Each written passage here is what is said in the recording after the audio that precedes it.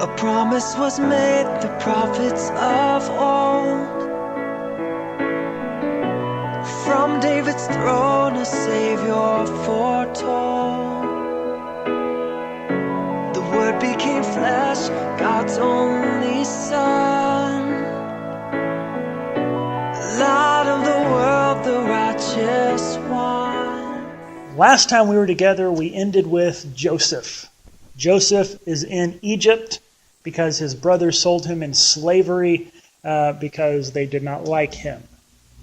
Right? Remember the story? He was daddy's favorite, and he had these visions from God, these dreams, and he would tell his brothers, hey, I had this dream where, all of your stuff was bowing down to my stuff. And they're like, oh yeah, we're going to worship you someday, we'll show you. And they sell him off into slavery. He gets bought. He's doing okay, but then his master's wife accuses him of assault, goes to prison. Some guy he meets in prison says, hey, don't worry, when I get out, I'll tell him you're okay and to let you go. Guy gets out and completely forgets about Joseph. But years later, he happens to be in the right place at the right time to help out, to answer a question for Pharaoh, and Pharaoh puts him in charge of things. And so we go from slave to second most powerful guy in all of Egypt, who's preparing for a coming famine. So God has let him know there's a famine coming. So during these years of plenty, stockpile for everything, and then the famine comes. Well, the famine is very far-reaching, and it even reaches his family, his brothers in Israel, in the land of Canaan. It's not Israel yet.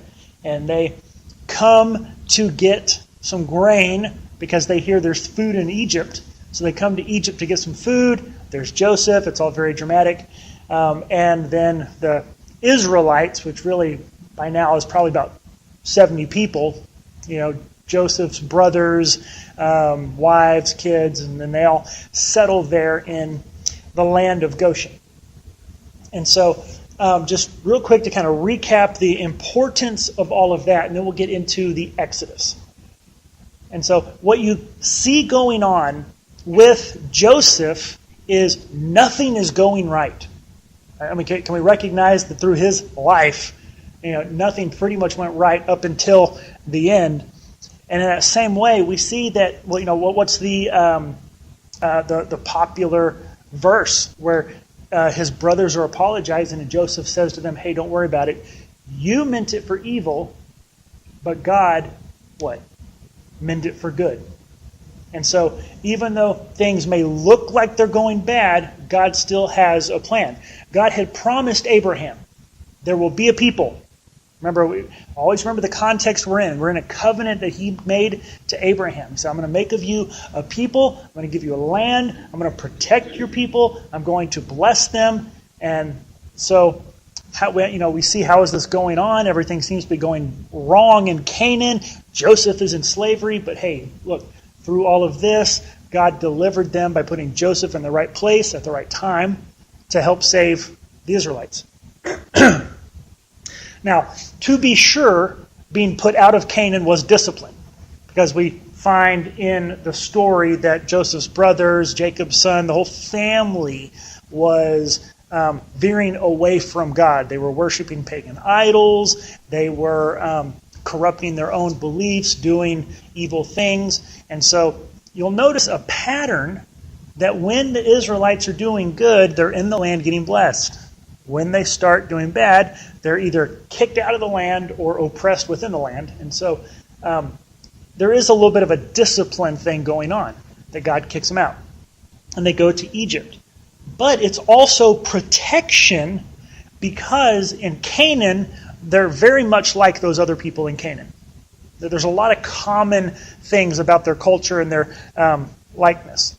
In Egypt, the Egyptians are racist. They're racist and bigoted and xenophobic, and they do not want to mix with the outsiders.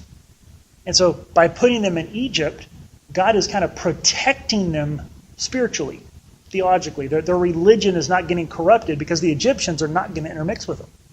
And so we see some protection there. God, as we see, working everything out for his purpose. Right? Because God said, I have a plan. He told Abraham, hey, I'm going to make from you a people. And, well, where's his people coming from? Because they're slaves in Egypt. Well, but while they're slaves in Egypt, they're able to grow. They preserve their heritage. They preserve their ideas. They're able to actually grow as a people so that at the time we're about to enter into the Exodus, there's estimated anywhere from, say, 600,000. Some people say maybe a couple million. That seems kind of high to me, but at least 500,000 people. That's a nation. It's exactly what God promised he was going to build. And they were able to do that under the Egyptians in slavery in Egypt. We see also God's kind of long-suffering, his patience with the people in Canaan. At the time God made the promise, the people in Canaan, they weren't following God, but they weren't vile, wicked people. By the time the Exodus comes around, and then we'll get to when Joshua conquers the land, these are some horrible, despicable, just the perversion and the just grotesqueness of the things that they do is just horribly wicked. And God had even promised Abraham this back in the beginning. Abraham had said, or God had said to Abram, know for certain that your descendants will be strangers in a land that is not theirs, and they will be enslaved and oppressed for 400 years. Okay, he called that one right. And then he says, in the fourth generation they will return, for the iniquity of the Amorite is not yet complete. That was in Genesis 15:16. Well, that doesn't make any sense to Abraham. Well, fast forward 400 years later, and we see at the time of the Exodus, the Amorite, which is a group of people in Canaan, the whole region is just... One of the things they would do is they worship Molech. And if you've ever heard of the god Molech, the Canaanite god Molech, what they would do is to appease their god, they would sacrifice their infant.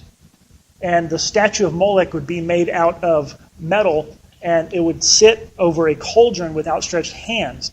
And a fire pit underneath would heat up the hands, and they would lay the live child on the idol as a sacrifice to this god. That's the sort of stuff they were doing. And so God says, okay, now, go in and wipe them out. But we'll get to that in the conquering. But you see that God had this plan. He said, you know what, one of these days they're going to need judging, and it's going to be just in time for you to come out of Egypt and go judge them. And so we see God's plan working through all of this. Abraham would have had no idea of this. Joseph would have had no idea of this. For 400 years, the Israelites enslaved in Egypt would have no clue what's coming, but God did. And so as we kind of go through life and we don't understand what's being handed to us, it could be that what we are going through is going to bring about a purpose and a plan, an ultimate good down the road that might not even be for us. It might be for our children or our grandchildren or our neighbor. We don't know. But God has a plan. And remember, it is not, hey, what's God's plan for my life? It's how can I use my life for God's plan. And so, another just quick note. By the time Joseph comes on the scene, you're not really seeing a lot of direct revelation from God. A lot of times the idea that we have about the Old Testament is like God was just jumping out from behind every burning bush and talking to people left and right and miracles going on all over the place. It's really not how it was. You have a few periods of intense relationship, direct revelation, and miracles with God to establish something and to prove a point, to get a message across, and then it goes into, okay, now be obedient to this message. So you have with Abraham, God shows up and talks to Abraham. You have miracles that are done. You have Moses, God talks directly to Moses. You have miracles that are done. You have Elijah and Elisha. But really, apart from those, there's not a lot of miracles and just direct God speaking going on. And so, rather we see God working things out through circumstance. And that's how he works in our lives. It's how he worked in their lives. It's how he works in our lives. Kind of guiding through circumstance, and we just have to trust in him. Okay. Any questions about any of that? That was all kind of review. Anything about anything else we've covered prior before we get into the Exodus? Nothing? We have the Bible and our faith to go on. Of course, Christians, we see miracles every day. Yeah, But everything's it a would miracle. be nice to have Jesus show up and say, here, I'm going to show you Yeah. A, B, C, D, and then I guarantee that would turn the world around. You know what? I think for some it would. You know, if just some just in your face miraculous thing were to happen, that there are a lot of people that would be, you know, it'd open their eyes. A lot of folks in the Middle East, that's how a lot of Muslims come to faith, is having dreams and visions where, you know, a figure in white, an angel, or, you know, they claim Jesus says, hey, go over here and talk to this person. And it's a Christian missionary. You know, and so there's a lot of that goes on. I think part of the reason we don't see it here in the West is because we are so inundated with the like post-enlightenment scientific kind of way of thinking that I've actually talked to people that I straight out asked them, if Jesus was to show up in front of you and say, here I am, believe in me, see the holes in my hand, see the hole in my side, believe in me, they straight out told me I would think I'm hallucinating. To them, the more rational answer is not a 2,000-year-old dead Jew, it's, oh, I had a hallucination.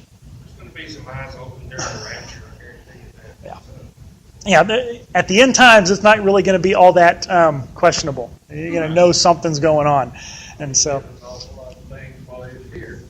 Miracles. They didn't. yeah. Yeah. Yeah, they did it with the men, probably wouldn't do it. Yeah, there he was in their midst, you know, raising dead people and healing, you know, the sick and casting out demons, and they're like, oh, yeah, whatever. So, those who do not want to believe cannot be convinced, will not allow themselves to be convinced. So, okay.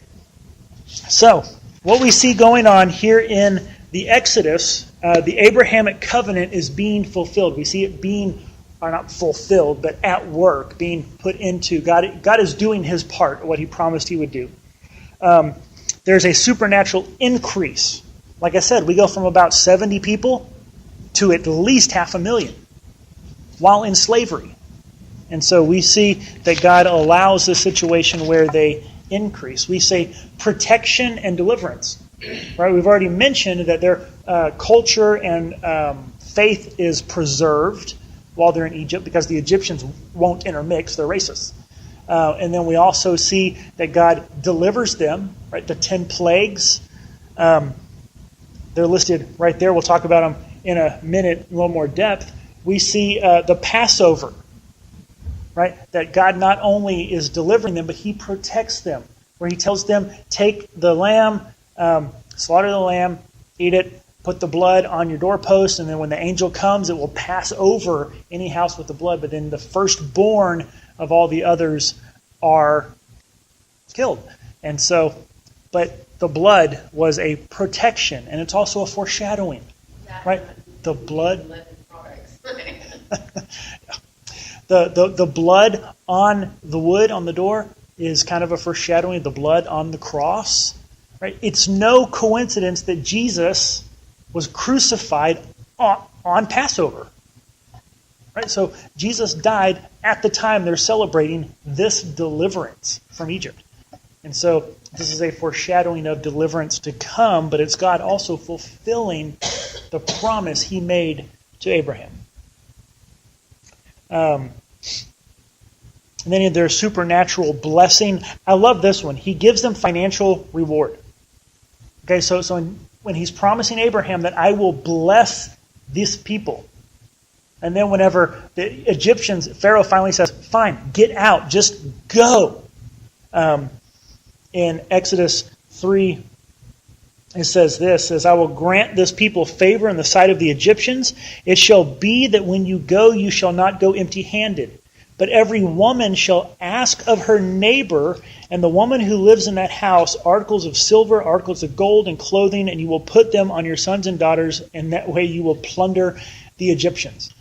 So at the end of the 10 plagues, and Egypt is basically saying, fine, you can go, just get out. And they go, okay, well, you know what, we need some traveling money.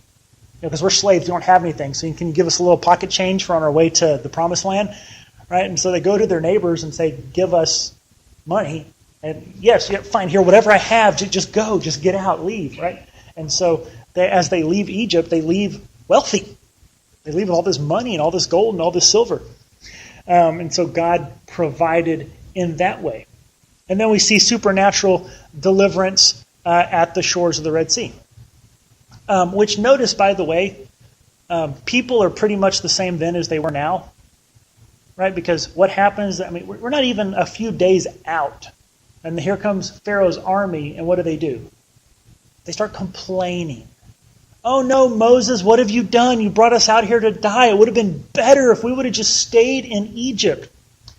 Right? In Exodus 14, then they say to Moses, is it because there are no graves in Egypt that you have taken us away to die out in the wilderness? Why have you dealt with us in this way, bringing us out of Egypt? Is this not the word that we spoke to you in Egypt, saying, leave us alone that we can serve the Egyptians? For it would have been better for us to serve the Egyptians than to die out here in the wilderness. Despite all of the miracles that they saw God do, despite the plunder they're taking out of Egypt, despite everything they're seeing God do on their behalf, now they're freaking out saying, oh, we knew it, now we're just all going to die, we should have stayed in Egypt. Right? Are we any different? It doesn't matter what we see go on in our lives. There comes a point where just get us just the right way. And Satan knows where to push those buttons. Something gets us just the right way, and we go, oh, I knew it. Right? Well, Lord, why? Why are you letting this happen? Why me? But then Moses said to the people, do not fear. Stand by and see the salvation of the Lord, which he will accomplish for you today. For the Egyptians, whom you have seen, you will never see them again forever. Right? And so this is where he parts the waters. The Israelites go out. And then the Egyptians don't make it. And so by that way, we see supernatural deliverance, protection over the people. He promised, I'm going to protect these people. And here we are 3,000 years later, and we still have Israelites around us. There's still Jews in the world. And so God protected those people. But then he says he will be a blessing to the nations. Right? That's one of the promises he gave to Abraham, that these people will be a blessing to the nations. So through all of this, God is teaching Israel and the other nations about who he is, about who God is. In Exodus 9, it says, for this time I will send my plague, and this is God talking through Moses, I will send my plagues on you and your servants and your people so that you may know that there is no one like me in all of the earth. But indeed, for this reason, I have allowed you to remain in order to show you my power and in order to proclaim my name through the earth. And we see that this actually takes place. That's one thing I kind of like. There's a couple of parts where Pharaoh is like, okay, fine, you can go. And God goes, no. I'm not done with them yet. You're not letting them go. Because I still have some points to make to you, buddy. Right? That's paraphrased. God didn't actually say that. But, and then some more plagues come, because God was not done. And one of the reasons is, if you notice, and I gave you this handout about the 10 plagues, Jehovah versus the Egyptian gods.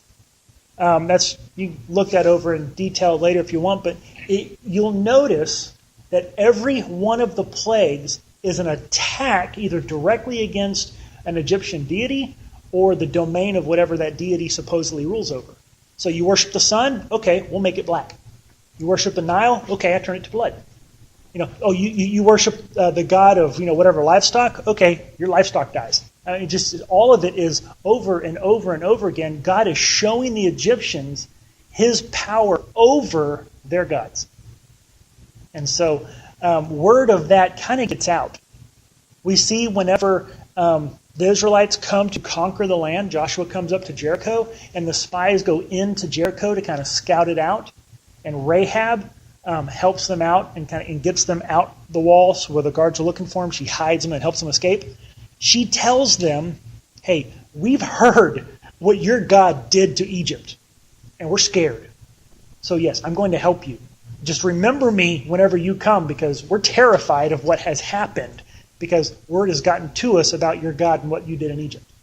So God, yes, he says here, I'm doing this to make my name great. And he did. And then he's also just demonstrating that he is faithful to the covenant. Right? He promised Abraham, hey, look, I'm going to make from you a great nation.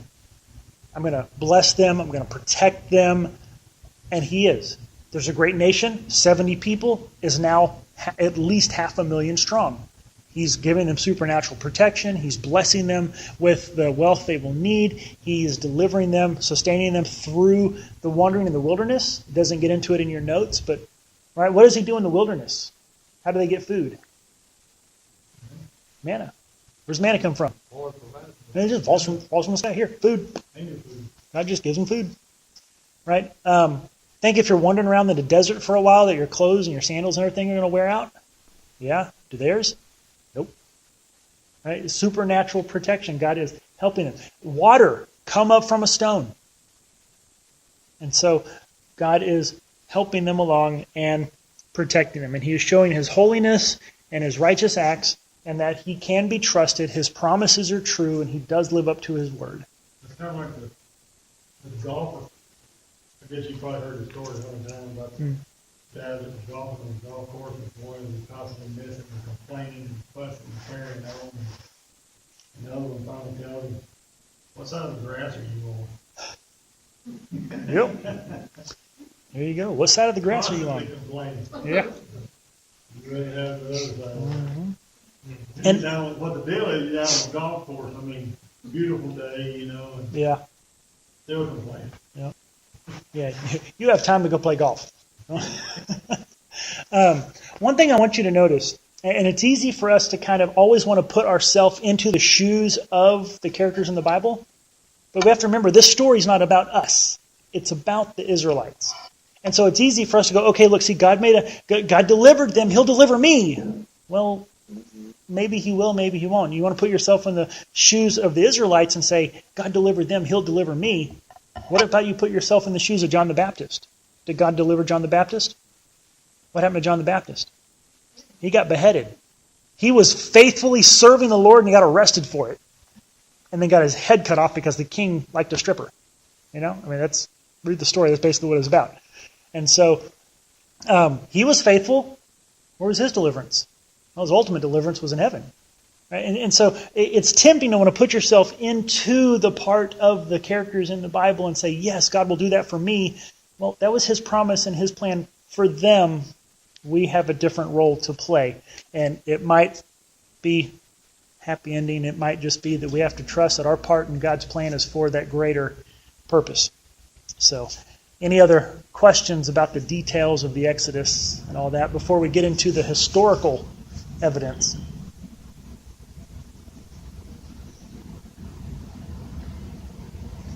Nope. Okay. I gave you another little handout. This one, I threw it together real fast. I hope you can kind of tell what I'm trying to say is going on there. So the Exodus happened, and we've looked at kind of the theological underpinnings of why and what the purpose is and what we learn from it. But as we've said, the stories of the Bible are not just stories. These are actual events that happened, and as we're showing as we go through, there's historical evidence to kind of back it up. I want to make sure I give proper props. Getting my information from a series by True You called Is the Bible Reliable? It's a good series. But if we are going to take a look at the Bible, at the Exodus and the evidence, we have to be looking in the right spot. So if you want to see if an event actually happened at a particular time, you have to know what that time is to go look for evidence from that time period. Right? Because if you're looking at evidence at a wrong time period, right? If you're digging around for evidence for the Civil War in a Revolutionary War colony, town, are you going to find the right evidence? No. Wrong time period. In the same way, we want to look at the right time for the Exodus. There's a little bit of disagreement among scholars about when the Exodus was. I do favor that it was the dates that you see there, 1446 BC as the date for the Exodus, 1406 BC as the date for the conquest, and of course 40 years wandering in the wilderness. The way we get that date, in 1 Kings 6:1 it says, "It came to pass in 480th year after the children of Israel came out of the land of Egypt, in the 4th year of Solomon's reign over Israel, in the month of Ziph, which is the 2nd month, that Solomon began to build the house of the Lord." Okay, so Solomon becomes king. 4 years later, he begins to build the temple. The year he begins to build the temple is exactly 480 years after the Exodus. So if we can know when Solomon became king, we can do the math and figure out the date of the Exodus. Other historical evidence points to that Solomon became king in 970 BC. So, what am I trying to say? Forward 4 years, back up 480 years, you get to 1446. So, if we're going to find evidence of the Exodus, right, we're going to have to see, were the Israelites in Egypt prior to 1446? Were they in the wilderness after 1446? And then were they in the Promised Land after 1406? Right, so those are the dates that our evidence should be found for these things. And guess what? We find that evidence. I'd mentioned before that we have, and these will follow along the little timeline that you have there on your page, that they've discovered architecture in Egypt, in the land of Goshen, a town called Avaris, architecture that was uniquely and specifically Israelite architecture. And it dates back to around 1700 or so, which was around the time of Joseph or a little after. And so here we see evidence of Israelite dwelling in the land of Goshen at the time Israelites would have been there. No one else uses this style of house. The only time and the only place that you find this style of architecture is in Israel, in Canaan. And then here it is in Egypt. So we have that of Israelites in Egypt. There's that should be a little picture, a little better of it. A little computer-generated rendering. Then also you have slave names. Am I on the right slide into? Okay. You have slave names. We found records, right? Egyptians were big on keeping records. And we have records of slaves in Egypt. And so household slaves. This was a list of a registry of household slaves of about 70 slaves. There's a handful on there, about half of them that come from what would be the land of Canaan, the Middle East. But then there's a bunch of those within that group that are distinctly Hebrew names. So we have Israelite architecture. We have Israelite names on slave rolls in Egypt prior to the date of the Exodus. So there are Israelites enslaved and living in Egypt prior to the Exodus. And so we do know that, okay, they were there, but then we also see that later they're somewhere else. After the Exodus, we have inscriptions that have been found on Egyptian monuments all over the lands of Moab and Edom and southern Jordan, which, if you look at a map of the area, that southern Jordan, Moab, Edom area is kind of right south of Israel. And so that falls right in with the wilderness area that they would have been wandering around in prior to entering into the Promised Land. Now, these inscriptions are found on Egyptian monuments. And it says, I'll probably not say it right, but Tashasu Yahweh, which basically translates into the land of the people, or the land of the nomads of Yahweh. So Egyptians are inscribing on their monuments to identify the location as the land of the nomads of Yahweh. Now, whenever you look at the actual physical evidence we have of Yahweh and of the Israelite religion, of Judaism, the earliest actual things that we can put our hands on are later than this time period. You know, Moses hadn't written it yet.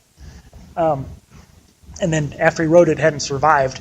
But the oldest existing reference to Yahweh, the God of the Israelites, that we find is on an Egyptian monument. Why do you think the Egyptians would know about or care about the people of Yahweh? Maybe because something happened that really ingrained on their minds who Yahweh is. Right? So maybe some major event like, I don't know, say 10 plagues devastating their land.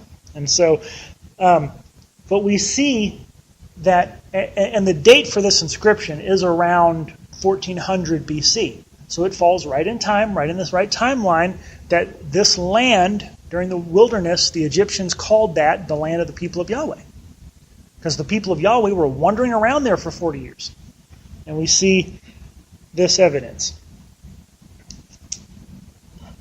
Then we see that they enter into the land. Okay, so they were in Egypt, and they're in the wilderness, then they're in Canaan. We see that there's a people, lots of records refer to a people, a nomadic people, invading, conquering the Canaanite area, the area of Canaan, Palestine, Israel, whatever you want to call it, about this time. They're called the Habiru. Some scholars think that that's some kind of variation, somehow related to the word Hebrew. Some say it's not, some say it is. That's still kind of up in the air. But even if it's just a generic term for nomads, the description of the Habiru, whoever they were, fits the description of the nomadic Israelites coming into the land. So we have a little bit of that showing. Is there a record showing a tribe of people by that name? It gets kind of, well, whenever you're trying to research, whenever you're trying to find information about, cultures 3,500 years ago, it can get kind of fuzzy because not everybody calls everybody the same thing. Like, for one thing, there's a bunch of other evidence that points to the possibility of Israelites, but they don't call them Israelites. They don't call them by the people of Yahweh. They just call they'll call them Asiatics, which means people from that place over there. That'd be like saying someone from South America. Well, South America where? Were they from Peru or Argentina or where? And then you can talk about people who are Semites. Well, the Israelites are Semites, but so are a bunch of other people from that area.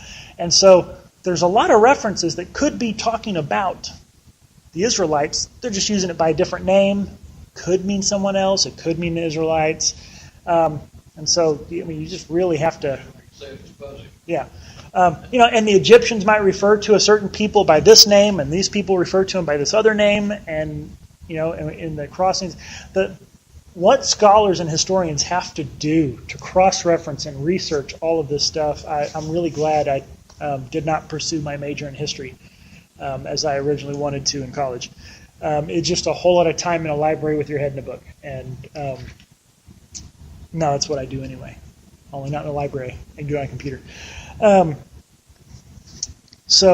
But now we have... So these people, the Habiru, which match up the description of the Israelites. So it could be a generic term, and the Israelites were a band of nomads who were coming in while there were other bands of nomads. Okay. We have what's called the Merneptah stele. And I think that's what I have the picture of here. Merneptah, I can't pronounce it. It's a weird Egyptian. I want to say Merneptah, but I think it's Meremptah. Anyway, it talks about the Israelites. This is an Egyptian carving, and it's this pharaoh, Meremptah, was having some battles, some skirmishes with the land of Canaan, and it lists its enemies, and it mentions the people of Israel by name, the people of Israel. And the way it describes the Israelites, they are the dominant ruling people in the land of Canaan. And this dates about 1200 BC. So we're talking 200 years after the Exodus and the conquering of the land would have taken place. Well, now, if the Israelites are the dominant people in the land, that means they've been there for a little while. I don't know, let's say about 200 years, because that's when they came in and conquered. We'll get into the Joshua conquering the land, and there's some really good evidence about Jericho and a few other cities that really match up with the biblical record. But here we see, this isn't out of the mouth of, just from the Bible. This is the Egyptians saying The Israelites were the dominant people in Canaan. And so what we have, remember, we're talking about 3,000 years ago, plus 3,400 years ago, in a desert land that is not kind to material records, right? Papyrus rots away. Carvings get eroded. It's really difficult to find a lot of evidence.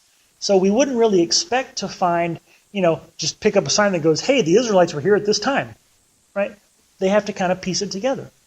And just like with the patriarchs, like we don't have Abraham's diary saying, I did this on this day, right? What we do have is this situation. The evidence that we do have backs up the Bible.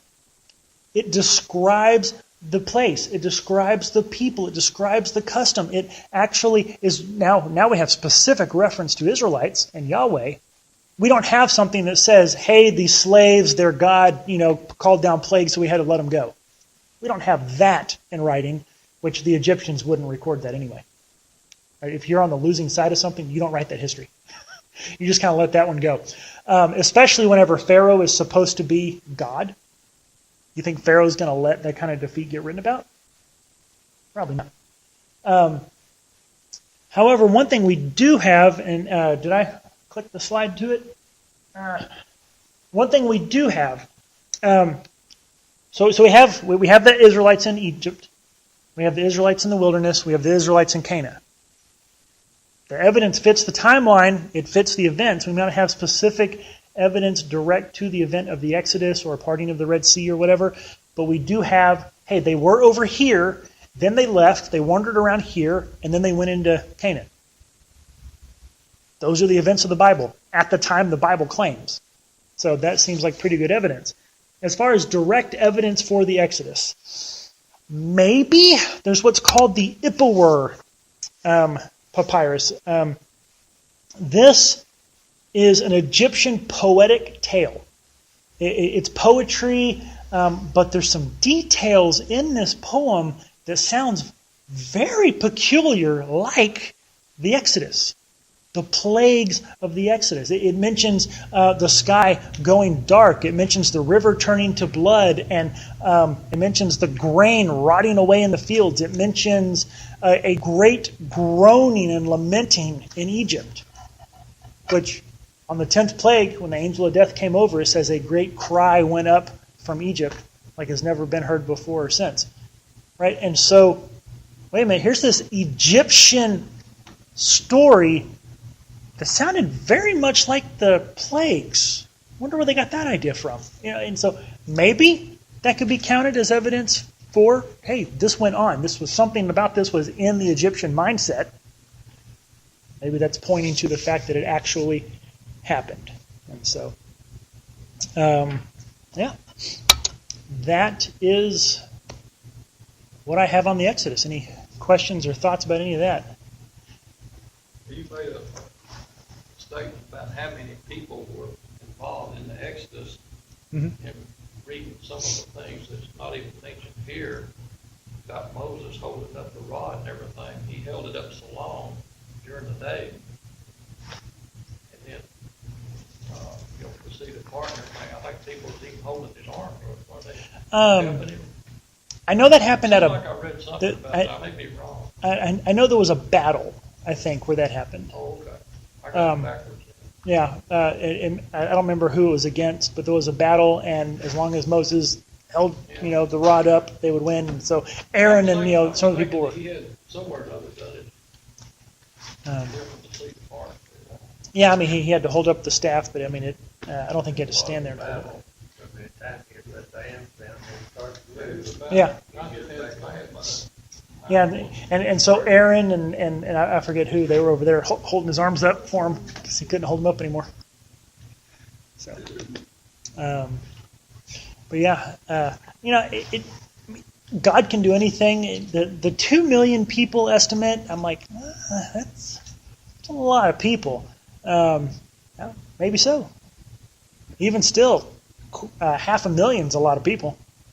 500, 600,000 people. There's a lot of people. And I've had people tell me, oh, yeah, right. You have 500,000 people migrating from Egypt over to Canaan. Like, they're not going to leave any evidence. Okay, they're nomads. Nomads are not exactly known for leaving stuff laying around. Okay, they take it with them. And they're in a desert. The sand is going to swallow a lot of evidence. Plus, that is a lot of real estate. That area, I mean, you look at it on a map and compared to Texas, it's little. But, I mean, you really think about how much space is in that area that they would have been wondering. That is massive. How do you even know where to look? They were nomads. And then also, again, we're talking over 3,000 years ago. Okay. There are people that we know for a fact from other historical records, nomadic tribes that existed in certain areas. We have no material evidence of them. The only evidence we have is that someone wrote about them and said, hey, these people lived in this place. Well, they were nomads. They didn't leave any trace behind.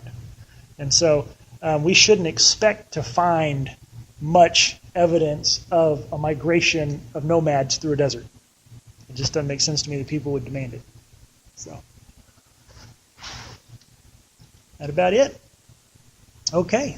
Well, next week we'll get into the law. I wanted to make sure we had a whole week alone to talk about the law. Probably one of the most misunderstood parts of the Old Testament and what it is and what it means and why it was given and how it's supposed to be interpreted and how it applies to us now and how it fits in with this promise that God gave Abraham. And so we'll get into that next week. Let's pray. Father God, thank you tonight as we have looked at this major event in the history of your plan to save and redeem mankind. God, I just pray that you would help us to internalize this information, God, to make it just a part of what we know of you, of your word, that we can read the Bible correctly, that we can understand where it all fits in this plan. God, help us to be a people that seek knowledge, that seek after truth, God, and who seek after you with all of our hearts. In Jesus' name, amen. While we were sinners, Christ died for us.